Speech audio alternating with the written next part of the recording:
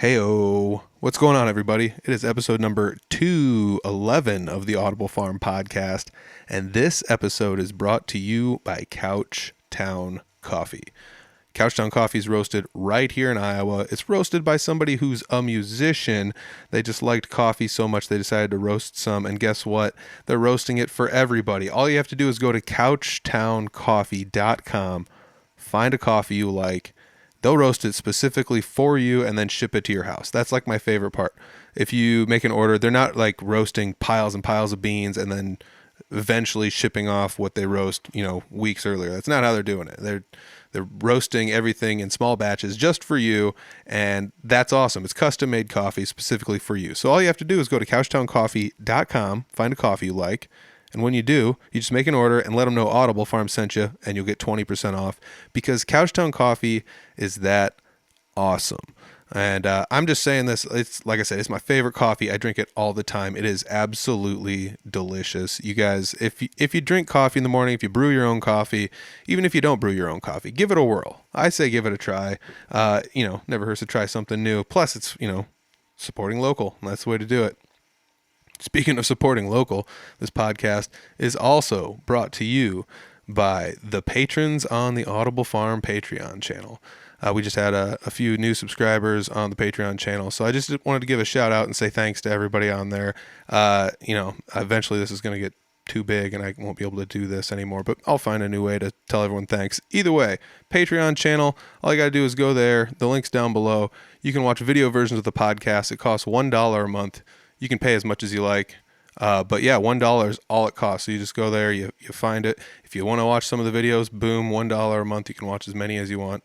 Just for $1. That's pretty cheap. But I gotta say thanks and big shout out to Justin, Harold, Matt, Abby, Andy, Ronley, Vincent, Eric, Nate, and American Made Music. Did also Marshall from American Made Music. Boom. Gotta give a shout out to them. They Patreon subscribers. And the McAllister Hours, another Iowa podcast, got to give a shout out to them as well. So thank you guys very much for being subscribers of the Patreon channel. All right, this episode, I'm sitting down with Marshall Schneider, and we're talking about all sorts of things. I never talked to him or met him before, but his band is American Made. They're from the Vinton-ish area. It's kind of on that I-380 area on eastern central-ish sort of Iowa. But we talk about all sorts of good stuff. Like they had an EP that came out in 2020, which is really awesome. We talk about the difficulties a lot of bands had during that time span, mostly, just based on the isolation that took place during that time span. But we talk about that and how the band formed, how they got together, transforming from a 2-piece to a 3-piece, dreams of doing a 4-piece, being on Steve Shetler's KBOE. Steve's been on the podcast before, and we've talked about that show before on the podcast. I got to give a shout out to that. That's amazing. It's good that, he's out there, they're doing it. The band's out there playing shows. They're having fun. They're out there, hopping on all of the local avenues to try their best to get their word out that they're out there making music. If you guys want to check out this podcast, it's going to be awesome. Once again, sitting down with Marshall Schneider from American Made Music, or American Made Music. American Made Music is what it is on Facebook. There's a link to that down below. But yes, Marshall Schneider, American Made.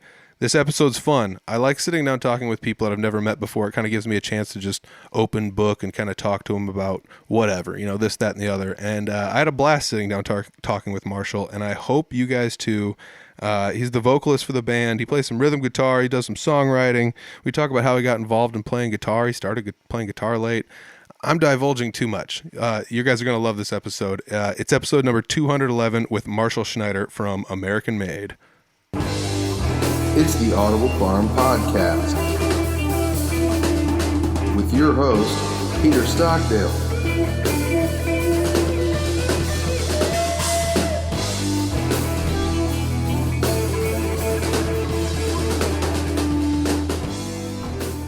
Sitting down today, talking with Marshall Schneider. Marshall, you had reached out to me via one of the social medias. I can't remember which one, but and you were saying, I've got a band. We play all sorts of different types of music. We have different influences. I went and found you guys. It's country-ish, maybe? Yeah. All right. Yeah, country, a little outlaw country, a little southern rock, Yeah. So let's I gotta name the band. offense. We gotta name the band before I get too much into this. Before I forget, it's American Made is the band. Your American Made music on social media. I found you on Spotify as American Made. So, yeah, that's the band. But how did the band get started? So I was with another band for a little bit, and once I broke up with them, I was just doing solo shows for a while, just keeping music moving. And my brother had a buddy named Rob that would come to my shows, and he played guitar, and he's like, "Man, I'd love to jam with you sometime." So he came over, and I was like, "Well, I came out of a band, let's start another one." Yeah. So, well, kudos to you for like the whole. I mean, there's a lot of people out there that are like, they get into a band, it doesn't go right, and then they're just like, I guess that's it, So kudos to you for giving it a second shot, Yeah, well, kudos to Rob for believing in me too. So. Well, that's another cool thing. You got to give a shout out to Rob for going to the show. The people that are out there supporting the other musicians. Those are the people that tend to get invited to go play the other shows. Sometimes, it's just one of those things. Networking, Yeah, absolutely. I mean, that's why I wanted to reach out to you. I mean, I love your podcast. I love the Iowa music scene. I like how you bring it together. Just trying my best, man. I mean, that's shouldn't be undersold, networking in some capacity, whether it's with your local scene or reaching out across the state. It's definitely something important. And I mean, we're gonna circle right back to it, but you talking about the band, but I did see you were on KBOE. Steve Shetler had an interview with you. I had him on the podcast not terribly long ago. And I mean, that's really cool. So we're going to come back to that and talk about that. But you formed the band. It was you and Rob. You kind of got started. What year was that you guys formed the band? I think our first show was New Year's Eve 2019. So it'd be, let me see. Would that be like the end of 2018 or would that be the end of 2019? Going into 2020, I believe. Oh, wow. Crazy. So you play your first show. It's a new year. You're like, yes, gonna get a lot of shows booked. No, it wasn't. It was going into 19 because then 20 we had a lot of things set up. Okay. And it was our second year. Like, oh man, that's gonna be a big year, and it wasn't. Yeah, it wasn't a very big year for anyone, unfortunately. But yeah, I mean, that's super cool that, like I said, you go out there, you meet another guy, you're like, hey, let's get some jamming done. You get some gigs booked and, you get a strong year out of it. You did, though, find something to do in 2020. You guys released an EP. We did. And we did that, right before all this happened, because we actually wanted to go back and redo some things. And then the whole COVID thing happened, and we didn't get a chance to go back to the studio. So we're like, let's just get it mastered. We sent it. I wasn't real happy with how it got mastered. We sent it somewhere, and got released how it was. But I mean, we were still excited to release it. Yeah, definitely. And I found that online. I mean, that's available pretty much anywhere. The EP is called Both Sides. It was released in 2020. Were you guys a duo? You guys were a duo at that time, correct?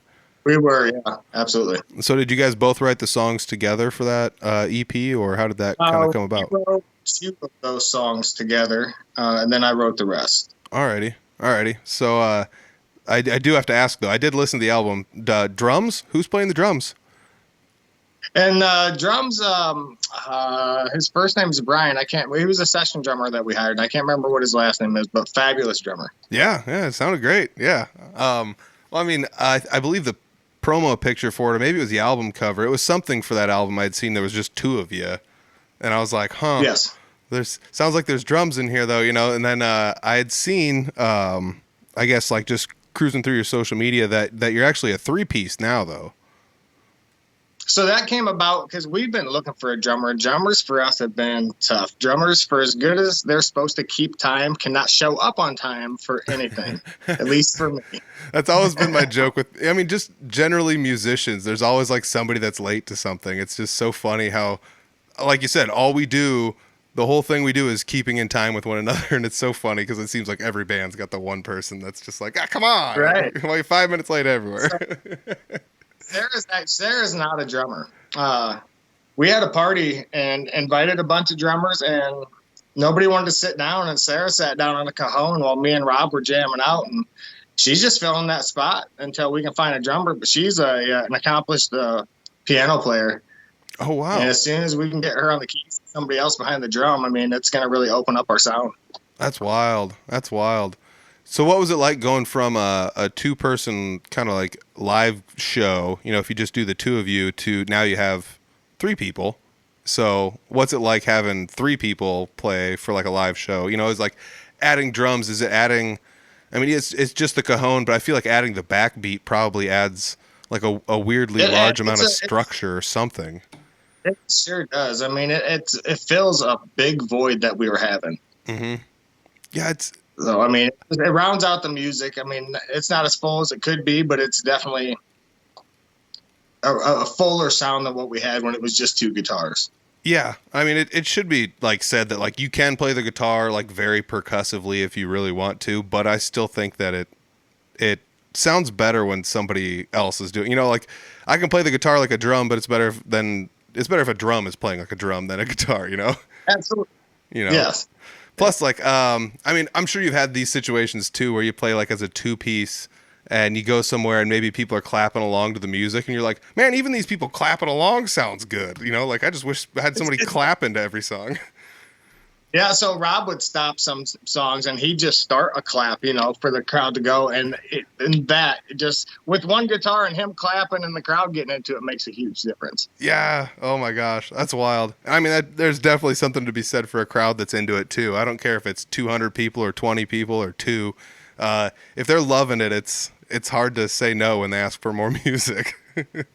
Oh, absolutely.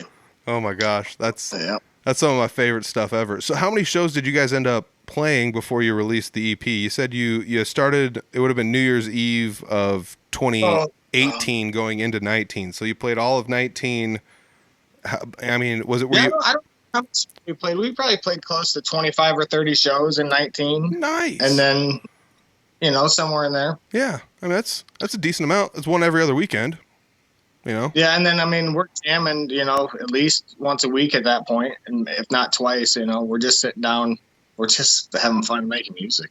That's honestly what it's all about, though. Like I've found that the bands that I've gotten along with the best were the ones where you just kind of sit down and you play music and you don't really care too much about, you know, oh, I like this better than that, or you know, there's a purpose, but there's not really a purpose. You're kind of just playing and goofing around. I just there's something about that I just absolutely love. Plus, it's probably really conducive to songwriting. Yeah, so our thing is we like to sit around some Saturday nights when there's no shows and have people over, get drunk in the garage, play music, and record the whole thing.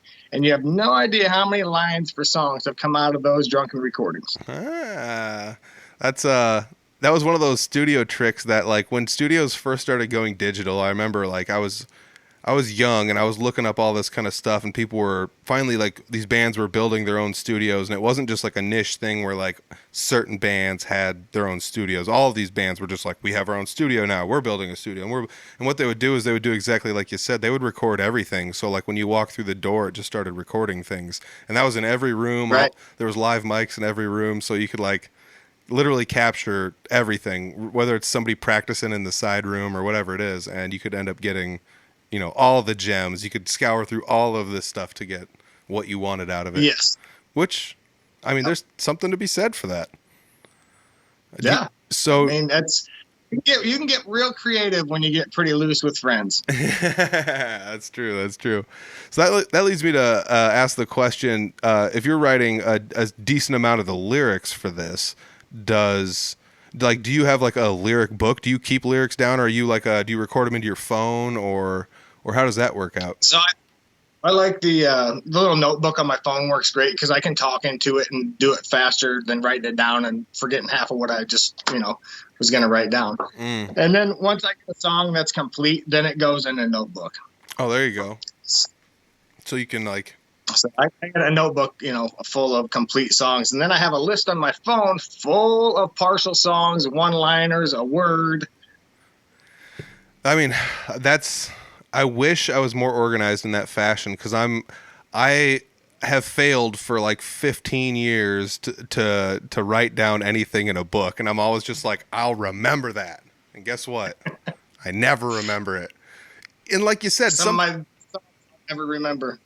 Yeah, some of the best one, like you said, even a one liner, just like a couple words, even where you're just like, this means something. I don't know what it means, but it means something to me. Maybe later, Oh, absolutely. Yeah. I don't even remember those where it's just like, what were those words I was trying. It's so weird that like things like that can be just like a flash of inspiration that just disappears in an instant if you don't record it. Yep. And sometimes that inspiration, it doesn't hit right away. So I got stuff that I just finished a song yesterday that I've had a line written down for months. And I just went back and read that line and wrote the song probably within 20 minutes. Oh, wow. Isn't that always the way it goes, though, too? Like, it seems like if you're really, really forcing it, it takes forever, and then the end result, you're like, meh. But then, like, the good ones they just come out, and they're like, there, that one came out easy, you know? Yeah. I'm saying that as a person that's not a songwriter, but hey, like, I just see people doing it, and that's usually how it goes. They're like, I wrote this, in my car, waiting and, for somebody to get out of Target or something. It's like, how do you, what? But you're also, I feel like you gave away a nice secret. You can like digitally capture all this stuff. I was always like thinking like, oh, the voice recorder on my phone would probably be best, but you can do voice to text, and it would be just as good. And that's exactly what you're doing. So then you get all these little strands of songs. You can digitally manipulate them any way you want and copy paste them into other notebooks, and then you physically write it down when it's done.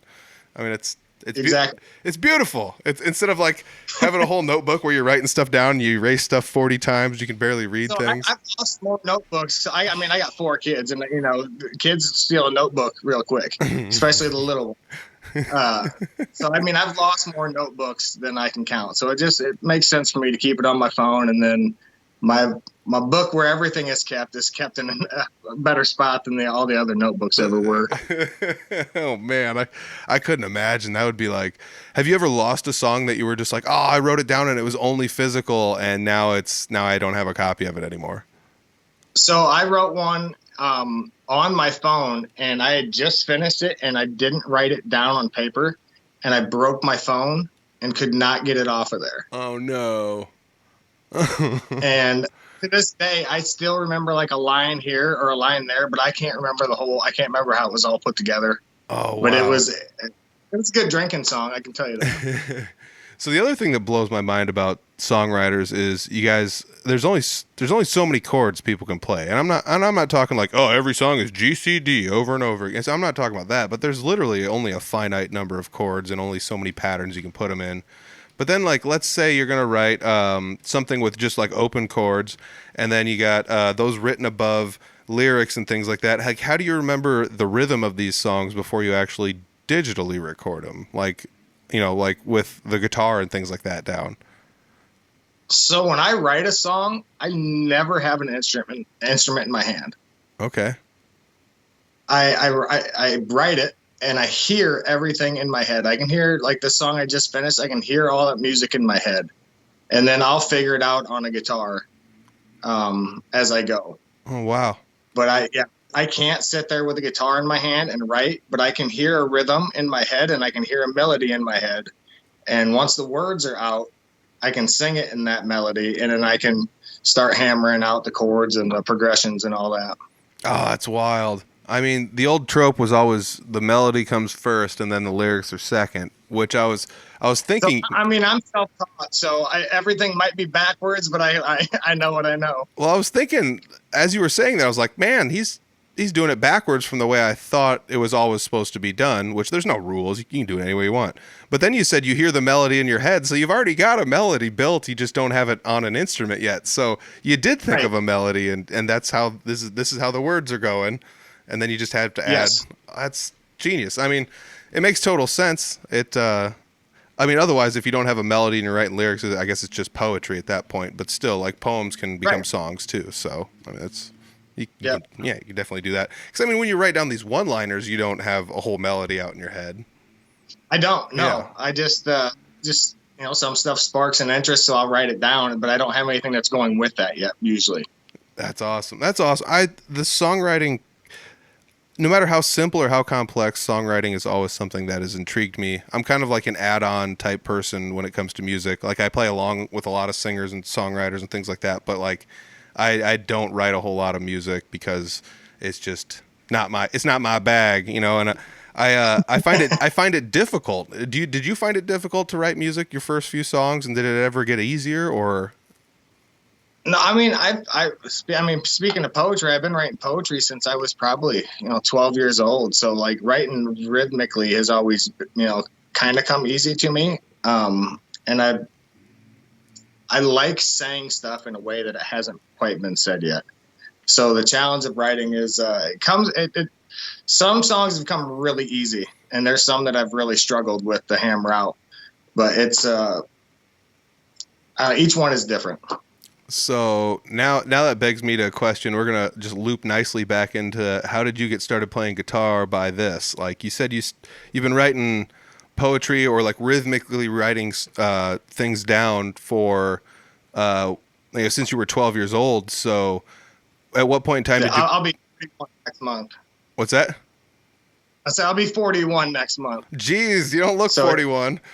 Man, everyone on the Patreon, you're getting a sweet deal here. Holy cow. Geez. But yeah, okay. So I'm shocked. But anywho, at what point in time did you decide to pick up a guitar and apply some of this skill that you either knew or didn't know you had to the guitar? So music's always been in my family. My grandpa and grandma on my mom's side are bluegrass players. Nice. So I've been hearing a banjo and an upright bass and guitar since I was in a crib. I never really had an interest in picking one up myself. But when I was 18, my mom gave me this Alvarez guitar back here. Oh, nice. And I didn't do anything with it. I went to the military. Had kids, got married, all that stuff, and got divorced. And when I was 29, I picked that guitar up. And I started teaching myself how to play. And that's where my love of guitar started. I mean, it was sometimes 12 hours a day of the worst music you've ever heard in your life until it gradually started, manipulating itself into music. I love that, though. Like, it's almost like the times when you were playing the guitar where it may or may not have been good. I feel like those times, like, they're almost just like deleted from my memory. I don't know how many hours I spent horribly playing guitar, and then all of a sudden I just got comfortable with it and I was better at it. And I don't know what makes some of us power through those crappy times, when we're not good at the instrument, but I don't know. Yeah, I don't know what kept my fingers saying you can do this, because I clearly couldn't at the time, but I kept trying. Yeah, well, nobody could play the guitar when they first, you're gonna love this. So there's a comedian named Pete Corielli, and he's got a line in one of his comedy bits or something like that, and it goes something along the lines of, if I didn't see somebody playing a guitar, I would think it was impossible. Like if somebody just handed it to you and was like, play this, it's an instrument, I'd be like, what the heck is this thing? But then you see it's like, oh, Eddie Van Halen can do this. Okay, so I can do this, or whatever. Not that you can do what Eddie Van Halen can do, but it's still like one of those things where it's it's possible. There's glints of good stuff always happening when you're first starting. So you're like, I just need to tie this all together and it's going to be good. And it's so awesome. You start. Yeah, when I first kind of hit my first couple licks and I thought I was doing something, and then I had a buddy pick it up and he just shredded my guitar, and I was like, do I keep going? Yeah. Oh, that's what this thing's supposed to sound like. Oh, okay. Oh my gosh. Yeah, that's always kind of like humbling though too. But it's always nice to have like a buddy that you can just be like, oh, you play guitar, I can always bounce an idea or two off of you or play along with you, and you get better by association that way, too. Yep. And the other cool thing is you started when you were older. Like I started playing guitar when I was like 16, but I quit when I was like 20, and I didn't pick it up until my late 20s. So like I have kind of a similar-ish story, but yours is totally different. You didn't start until your late 20s at all, which is like super cool because it just goes to show you, anyone can go do this if you just choose to go do it. It's never it's never too late. I mean, that's definitely an inspiration for me and anyone else. It tells me I could go pick up another instrument and probably learn it if I really wanted to go crazy, I started playing the piano like 6 months ago. I've also taught myself that. So Oh, cool. That's awesome. And you have somebody in your band now that plays piano. So if you ever need to, you can bounce. yeah. That's so cool. Maybe one of your next songs will just be like a 2 piano ballad or something. Oh, that'd be nice. Ooh, that'd be super crazy. I'd love that. I'd go for that for sure. So, I mean, it's crazy. So how long was it between you starting to play guitar before you ran into Rob then? Rob being, for those that don't remember, Rob's the other guitarist in the band. From the time I picked up a guitar, that was 2010, or 2010-ish when I started playing. I didn't meet Rob till about 2018. All right. And started playing late 2018 or 2019, somewhere in there. So. Yep. Oh man, that's crazy. So it's like eight or 9 years in there. And you said you were in another band. Were you in like multiple bands through that time span, or did you ever like go solo or anything? No, I mean, I started solo, and then so my wife actually, I never had any dreams of like taking my guitar out and playing in front of people. I just, I was a car singer. I was a shower singer. I wasn't a, I kind of always knew I could sing. And then once I picked up a guitar, I would sing, around the house, around campfires. And she kind of pushed me into it, bought me, a Bose L2 or whatever, and PA system. And my first show was actually I proposed to her at my first show. Oh, that's awesome. And she had no idea it was coming. So I mean, it just progressed from there. And then I met a buddy that I went to high school with who was getting into music, and we started a little band for a little bit, and family took me other places. And so I stopped playing for a little bit, for a year or two live, and then went back to playing by myself. And it is weird though. Like you said, you start playing the guitar, you don't have any aspirations of going up on stage. You got somebody that believed in you and they pushed you to do it. And that's usually what it is somebody else kind of, it's almost like another musician or like somebody else that, like you said, believes in you, and they're almost like goading you into it. Like, get up there, come on, go up there and do it. Yeah. You can do this, go up there. And it's almost never like any of our choice. Like, I mean, we all dream of it, kind of like, yeah, I'm gonna play the guitar. It'd be cool to be like, famous playing guitar, but at the same time, like, we're never like, I'm never gonna go playing in bars and things like that, And then before you know it, you find yourself playing in bars. It's always that way. Yeah, my sister-in-law posted a video of me back in 2013 playing at like Pumpkin Fest or something. It was rough. Oh man, I've grown a little bit. God, it was rough. I always look back at the old videos and cringe, but then I always tell myself, "Hey, you got better. You got better." Yeah. There's also things like when I watch old videos. Sometimes I'll watch old videos of myself, and I'll be like, "Oh, there's something I used to do that I enjoy that I quit doing for one reason or another because my style or patterns have changed." And you're like, "I'm gonna start doing that again," Oh yeah, there's all kinds of stuff that I've looked back on, like, oh, I used to be able to play that on guitar. I haven't touched that little ditty for a minute. Oh yeah, I guess I never thought of that. Since you've been playing for like 10 years, you've probably gone through quite a few different songs. Even like going out playing live, the set list never never stops changing. So, right. Yeah, man, that's crazy. So what were your musical influence when you first started playing the guitar? Like, what were some of the first songs you're like, let's learn some of this, or let's learn some of that?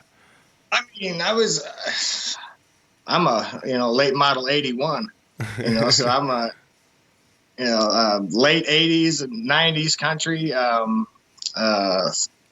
old hair bands. I mean, I'm all over the place. That's wild. But yeah, I like the 90s country. When I first picked up the guitar, it was a lot of Alan Jackson, Brooks and Dunn. I ventured into some Jamie Johnson and, some newer stuff, but I've been thinking this like lately. I went on like a 90s country YouTube rabbit hole where you just like turn on a music video and it just goes to the next one, the next one, the next one. 90s country is catchy as heck. It's very nice stuff, but the music videos, I would say like 1 out of 3, you're just like, what the heck is going on here in this music video? And I don't know why, but videos the 90s. Okay, fair point. Like a lot of the music videos were a little weird in the 90s. Very fair point. But yeah, I remember watching some of them like this is just odd. But yeah, 90s country. I mean, that's like right now in the bar scene, you will crush with 90s country like all day and night. It's Right. I mean, those are the people that are they're at the bars. You know, that's what they listen to growing up. That's most of them. You Right. know, that's what it is. So, you were also saying, was it your grandparents were in a bluegrass band? They were. Yeah, they played bluegrass all over the place. And as I was growing up, they would winter in Texas and play bluegrass all the way down there. And then they'd stay in Texas for all winter and play bluegrass all over Texas, and then come back up slowly playing bluegrass to Iowa in the spring. That is the coolest thing ever. Do you think? I mean, that's cool. I gotta take a second to just be like, that's awesome. But do you think that some of that, I don't want to say like, because like bluegrass, I would call like if you go old school country, it was like almost like punk country back in the day because they were like, Yeah. I mean, like folk. People might say folk is like folk country, but these, I mean, most of the bluegrass stuff is very intensive music playing. It's a lot of finger picking and sometimes really odd and wild lyrics go to bluegrass songs. You sure do. You heard them all, I'm sure. But do you think? I've been to a lot of bluegrass festivals. Do you think that like having that older influence, like from that style of music, is what kind of led you down the country route that you're on? You know, because I think you said like outlaw country and things like that. Like those were kind of some of your favorite types of country. I believe in the Steve Shetler interview, you said that's kind of what you stick to mostly. You don't go too much new country. I don't go too much new country. I like to hear instruments in my music, and there's not a lot of instruments in music anymore. It's a lot of digitally made music, and I don't enjoy it. I don't enjoy lyrics that I can guess before they're said. Yeah. It just doesn't seem very creative right now in the pop country genre. There's a lot of good country out there right now, and that's not being played on the radio, but there's a lot of good country out there. Oh yeah. Oh, that's definitely should be said. There's a lot of good music, and that's not to say that like I don't know, pop country is just not made for you and me, you know. And that's I mean it's made for some people. I mean that's just like that's just like saying though like regular pop music though. It's easily digestible. Like you said, sometimes you can kind of guess the lyrics, or it's like, oh, here comes another chorus, or you know they're probably going to repeat this part or whatever. It's just not mine. Yeah, and I mean, all that happened there was like literally like the people who made pop music like just leaned into the country scene, and it's kind of infiltrated it a little bit, and that's you're just seeing the combination of those two, and that's what gets played on the radio a lot, unfortunately. But like you said, that's not saying like all the new country sucks, you know. There's No, like, not. Yeah. there's a that's just the music scene in general now though. Like it seems like there's a lot of bands out there that are underappreciated and that are like ludicrously talented, you know. Yeah. We have a lot of talent right in Iowa. We got some musicians here in this state that can tear it up. Oh yeah, that's for sure.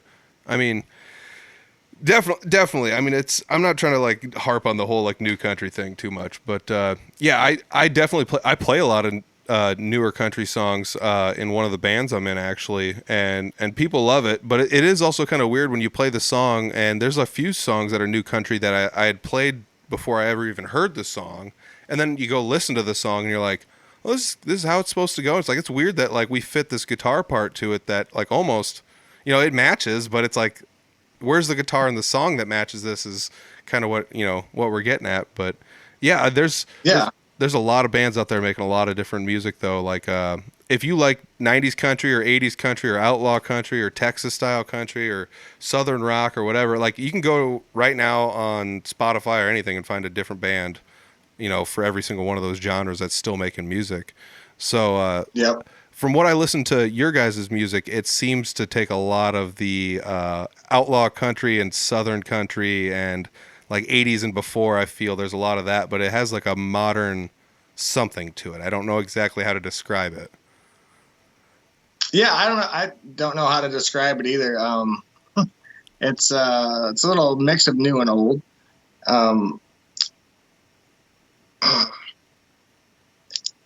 Yeah, I don't know. I like the I like to push it a little bit in both directions of outlaw, and then we got sad songs. We got we go on both spectrums of the country genre, I guess, of outlaw down to your slow, sad ballads. Yes, yes, yeah. And I mean, is that I always feel like it's kind of a crazy thing if you got a songwriter that can write songs that are that, I guess it's just two sides of the same coin, and maybe that's where, like, me not being a songwriter, I have a disconnect. But I guess I grew up listening to a lot of like metal and things like that, but there were ballads in metal though too.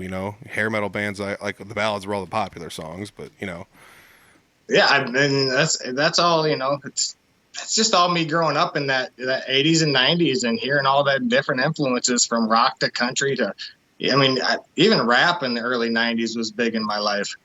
I mean, it's how can you not grow up in the early 90s and appreciate all the music, really? I mean, the hair bands, the grunge, I love it all. Yeah, there was a magical time between like about 1989 to about 1992 or 3 where it was just like there were no rules. There was like hair metal bands that were grunge bands all of a sudden, and bands that were new bands that were somewhere in between the two, and yeah, I mean I'm really close to your age. I'm a little bit younger than you, but it's like I grew up in that same time span, and that's always where I look back to, like, yeah, there was some gold being made in that time span. So it's cool. Yeah, writing a song, I never think that I'm writing a country song.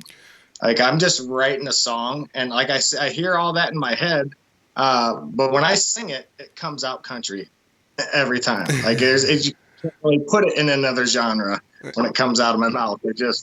That's where it lands. Oh man, that's funny. I actually talked to a singer-songwriter a while back, and they said the same thing. They don't write songs with like a genre in mind. It just kind of comes out, and then it just leans towards country. If you had to, he's like, what do you call it? He's like, I don't know, country. Like, I guess if you had to put like a one title on it. But are you originally from Iowa then? I am. Yeah, I graduated from Cedar Rapids Prairie. Nice. It sounds like, I don't want to say like it sounds like you have almost maybe an accent, but like, do you have an accent? I mean, I lived in North Carolina for several years, lived in Montana for a couple of years. When I joined the military, I left Iowa for a while and just bounced around.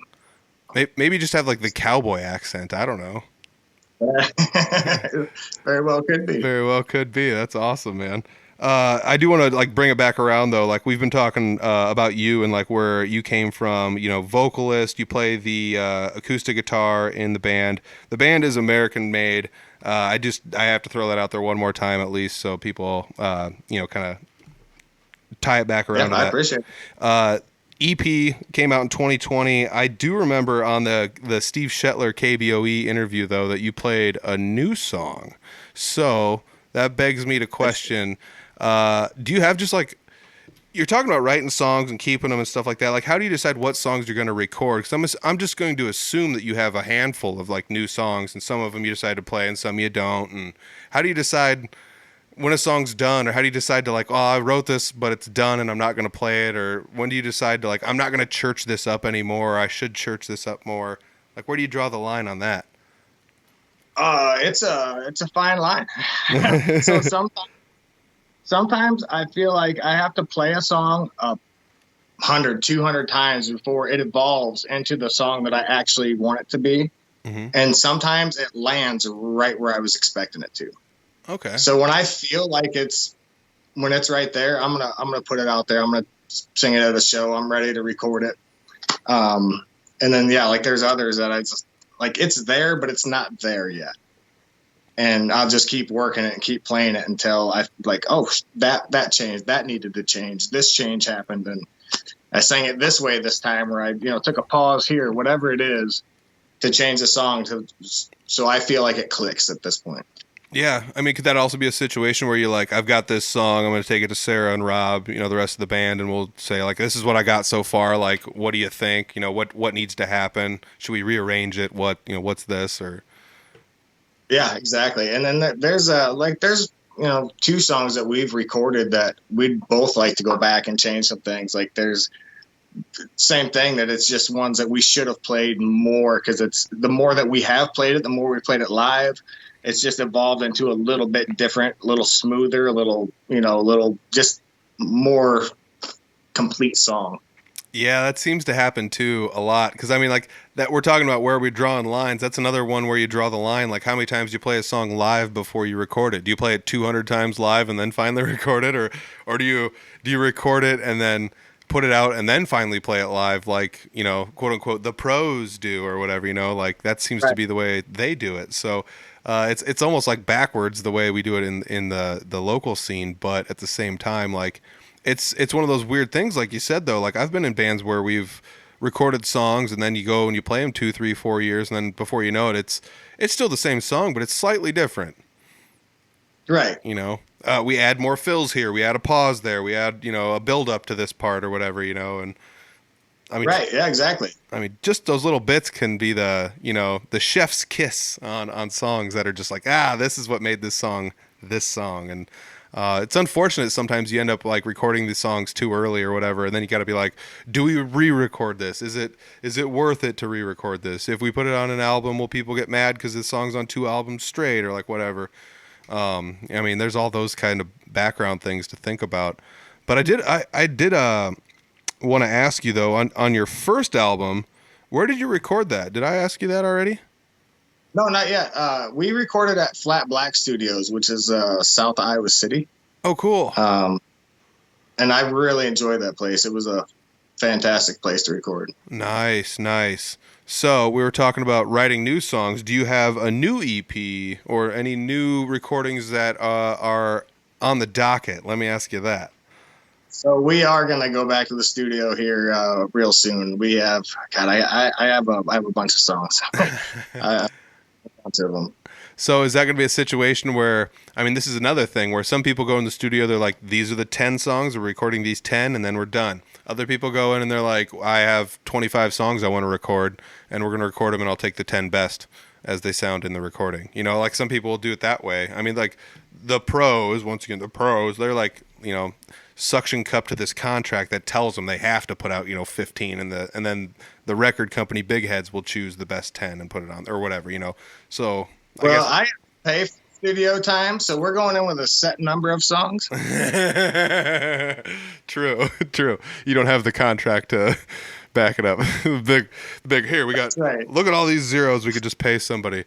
Man, that is true though. Like going into a studio is very beneficial. To record it all in-house, like in your own home, is difficult. It's time consuming. It's tough to learn how to get all the mics and get everything set up and get it all done right, and then you have to learn how to mix and master. I think it's just better and more convenient to pay somebody else. It usually comes out better in my own mind. But like you said, it does cost money.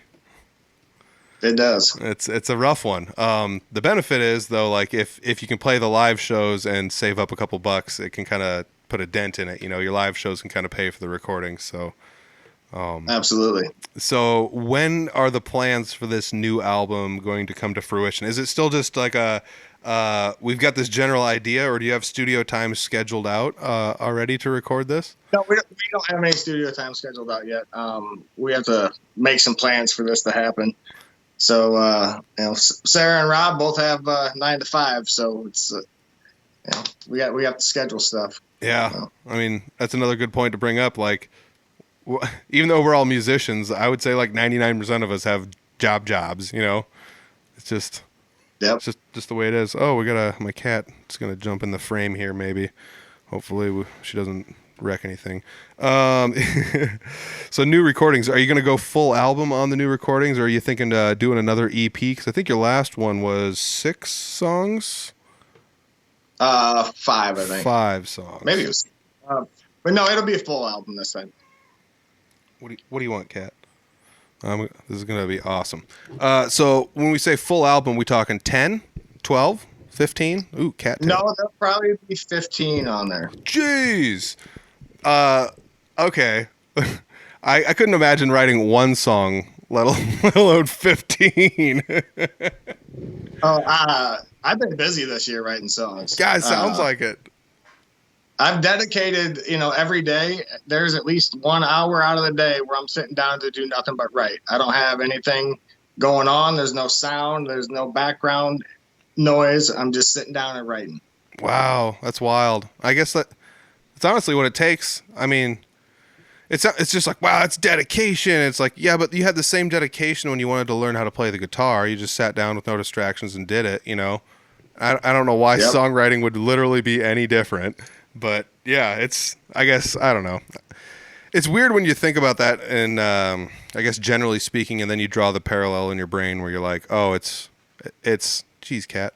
It's like the question, like, how did you get so good? I practiced. And it's like, there's got to be something else. It's like, no, I practiced, Just like having, them 12 hours of crappy music played on the guitar, there's several hours where there's maybe 4 words written down. Oh, yeah, gosh, that'd be rough. There's a lot of writer's block. There's a lot of an idea of how you want something to get a certain way, but you don't quite know how to word it to get there. Yeah. And, I guess, I don't know. Like I said, once again, this is me being not a songwriter talking about songwriting. So it kind of feels like this whole thing just feels foreign to me. And I know there's a lot of people that listen to the podcast that aren't songwriters either, and et cetera, et cetera. But it's just mind blowing to me that, I guess it just feels like it takes so much dedication and organization to get a song written. Like you said, from the sitting in traffic or whatever to voice recording your memos to reorganizing them in your downtime to writing out a full song to figuring out what guitar parts fit it, et cetera, et cetera, et cetera. And it just seems like yeah, when you go to write these songs down or when you go to do your songwriting, you already have this like preloaded memo pad, but you still had to do the work to do that on your downtime. I guess that probably doesn't leave a whole lot of free time elsewhere. I wouldn't imagine if you're, I just imagine you like at every waking moment, you're like waking up in the middle of the night, and, like writing stuff down. And then you wake up in the morning, you're like brushing your teeth and you're like, wait a second. You just, oh, well, you gotta voice record this. Like, I just imagine you're just like always doing this at all hours of the day. Sometimes, but sometimes, it doesn't take that long to write, 6 words down, this line, and then, sometimes there's I never go into that hour each day saying I'm going to write this kind of song. I kind of just sit down and see how I feel, see what comes to mind, and just kind of let it all come organically and just kind of let it come to me. Sometimes it does, sometimes it doesn't. Did it take a while I guess you said it there, like you just let it come to you organically. Did it take you a while to figure out that was probably the best way for you to do it? Because I guess with me, like my brain's just like, I would just be like, you have to write a song a day. And then it's like, eventually you'd be going for low hanging fruit some days. You'd just be like, well, here's a crappy song. Boom. Yeah, it's done. because I don't want to force it. And when I do force it, then corny lines come out and stuff that just feels forced. And that's not how I want to write. Yeah. That makes a lot of sense.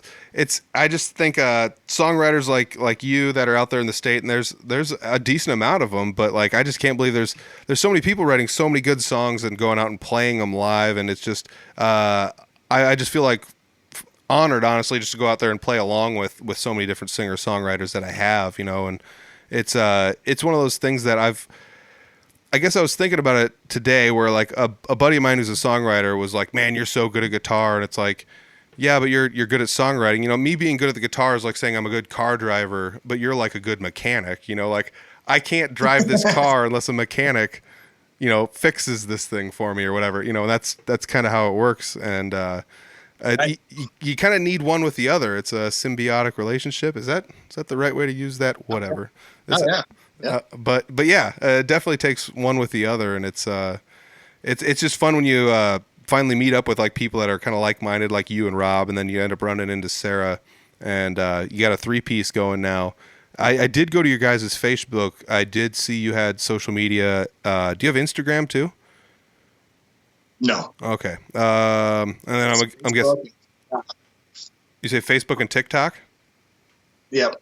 You got a TikTok. All right. Oh yeah, you did. You did share me a TikTok. So I'll have to grab the TikTok link from you to share. But links are down below for all the social media. But I did see you guys do have some shows coming up on your social media. I did want to talk about I didn't write it down. You played first. I would say you played like what was it, Apple Fest? You played in Wisconsin. Super cool. Yeah. How was that? That was fun. Good band before us, and then the rain came and the lightning, and I'm glad that we were outside, but we were covered. Okay. And glad all the people stayed, and it was a fun time. It was a good show. Nice. I just thought that was really cool. You know, there's a lot of cool stuff going on up there, especially like Apple Fest. It's good stuff. But I do want to also mention I'm gonna have to try and pull this out of the back of my head. You played at a venue. Was it like the old hospital bar or something like that? Old hospital. One more time. What was it? Old hospital pub. Nice. Okay, so I was just intrigued by the name. It's like I saw a picture of this building and it just says hospital on it. So I'm assuming it's just an old hospital somebody turned into a bar? So there is it's a huge Braille school in Vinton, Iowa. Okay. And the campus had like its own post office and a hospital and like this big, huge main building. And they sold it a couple of years ago and somebody bought it and made it into a pub. And yeah, we played there twice here this summer, fall. That's awesome. I excuse me. Yeah, that's really awesome. I'd seen that venue, and I guess I'd just doing what I do, playing shows and being on the podcast and looking at all the band stuff. I've seen a lot of venues come across, but that was one where I was just like, old hospital pub. You know, that's a wild one. I've seen a lot of people play in a lot of weird places. That's really cool. You know, I guess, and that's you said it was in Vinton. That's where you guys are based out of. Was it Vinton and was it Shellsburg? And I live in Shellsburg, yep. Okay. Those both Rob and I live in Vinton. Oh man, okay. So and that's like the give me a second. It's between Cedar Rapids. No, it's Iowa Fall. No, gosh. It's the just northwest of Cedar Yeah, Rapids. I-380, right? Yeah. Okay. Yeah, it's like halfway in between the Waterloo and Iowa City, kind of somewhere in there. Yeah. Okay. I've seen the exit signs. I'm going to come visit. Oh, that's awesome. So you've played shows in Wisconsin. I saw you played a few shows in Vinton and that surrounding area. How far does your like radius usually go, or do you guys do a lot of out of state shows? Or was that just like a one off? Not a lot. Rob and I played in Missouri. I used to play in Illinois, Wisconsin. Cool. But I mean, we'll travel wherever. We just like to play music. Give us a venue, we'll be there. Nice. That's really cool. That's awesome. We're kind of getting close to an hour here. I do have most of the stuff on my list here checked off. I do want to mention one more time. The band is American Made. You can find all of the American Made social media and information down below. I'll put links down there, so make sure you click on that and check it out. I did find your guys' music. Like I said, you sent me some YouTube links, and then I found it on Spotify, so it's out there. It's on all social medias. It's on all the streaming services. Excuse me, right? Yep. Absolutely. All right, so you can find that EP. It's called Both Sides. Pretty much anywhere. You do have plans to go back to the studio to make a full length album this next time. Oh, I got big plans to go back to the studio. Absolutely. It's gonna be so fun. When you decide to do that, you'll have to let me know and be in touch, and we'll talk about it on the podcast again, maybe. Oh, absolutely. I will. Awesome. I'm stoked. So, is there anything? I guess was there anything else that I should mention on here that I think we got it all. No, I think you got it all too. All right. This is a good time. I appreciate you sitting down and talking with me. Stick tight. I'm going to end the recordings, but thank you very much. Yeah, thank you. Another good episode. I don't know why I enjoy sitting down and talking with people I've never met before, but like I said in the intro, it just kind of gives me a chance to kind of free flow. I got some notes here, I sit down and listen to the music. I talk to them about some of the stuff I found out. We do a little, pre-show talking and then just kind of go for it, and oh my gosh, the stuff I edited off the front of this was amazing. It goes by like 40 names. I mispronounced the name. I mean, it was nonstop. But yeah, we got it all edited up and it sounds great. Marshall was an amazing guest. He was tons of fun to sit down and talk to. He just seems like a guy that's in really good spirits about music, and that's one of those things I enjoy. He just really enjoys playing music, and it's another one of those things that where like people's influences are also really, really fun. Like his grandparents and the bluegrass and all that stuff. Kind of leads him to be interested in different types of music that other people might not be interested in. Depending on who you're around when you're growing up and things like that. That changes who what kind of music is influencing you, or what kind of people bring what types of music to your lives and things like that. Because I remember when I was growing up, my parents were a little bit older, so we listened to a lot of like Roy Orbison and that era or earlier type music, or around that area. And it wasn't until pretty much my teenage years that I started listening to more modern stuff. So it's kind of wild to think that it wasn't until I was like a teenager that I finally started branching out on my own and listening to other music, that I would choose. But it's wild to sit and think about, like, when you sit down and you choose all this music and then you kind of throw it in a can, and what you get, it is what it is. We talked about that in this episode, where you can't really define the music specifically one way, but when you put all the influences together and it just comes out this way, that's pretty much what American Made is. And I like that about the band, and I like the fact that the band is malleable. It can change, it can do things if it really needs to. It's complex yet simple, by design. It's supposed to be that way. I love it. I love the concept of it. So check out the links down below. I got the Facebook. I found the Facebook at least, so I'll keep in touch with Marshall and make sure I get some more social media down there if I can find them. But yeah, there's gonna be links down below, so make sure you click on those, check out the music, give it a listen, check it out. I enjoyed it. So otherwise, there's links down below for Audible Farm goodness. The Audible Farm website has all the Audible Farm stuff you need. I mean, there's links to the shop, links to the social media, links to the YouTube. You can listen to the podcast directly from there.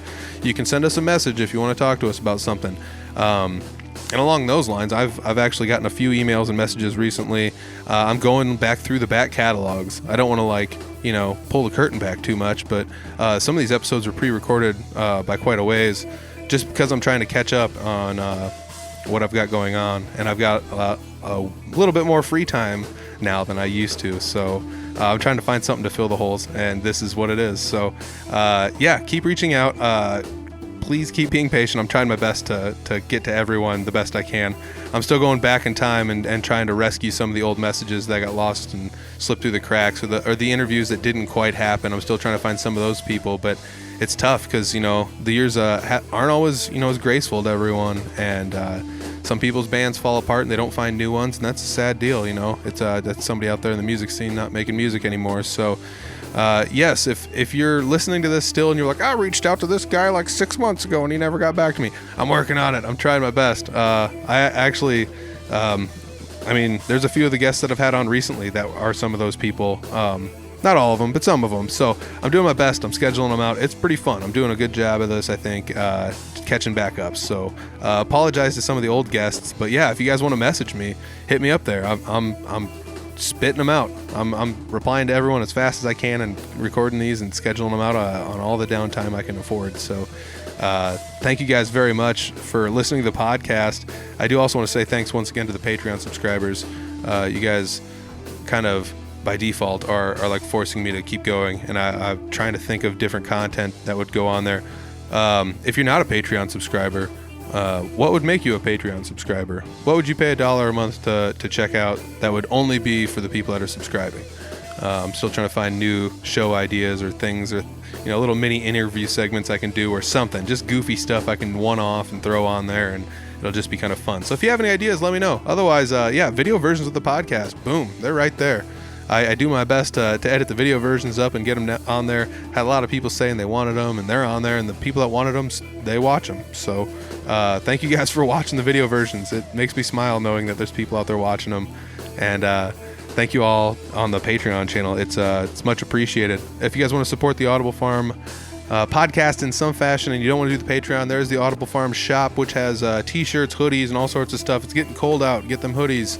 Otherwise, I think the best way to support is honestly just word of mouth. It's free.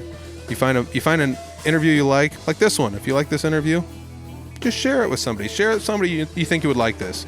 If you know Marshall, send it to one of his buddies. Hey, check this out. Or if you don't know him, send it to one of your buddies and be like, hey, check this out. You know, I still think that's the best promotion for anything. Word of mouth. I just think it is. So thank you guys for supporting the podcast in every way you do, by listening, liking, subscribing, sharing, interacting on Facebook, social media, all that. I absolutely love it. Thank you guys very much. I'll come back next week and I'll check you next week.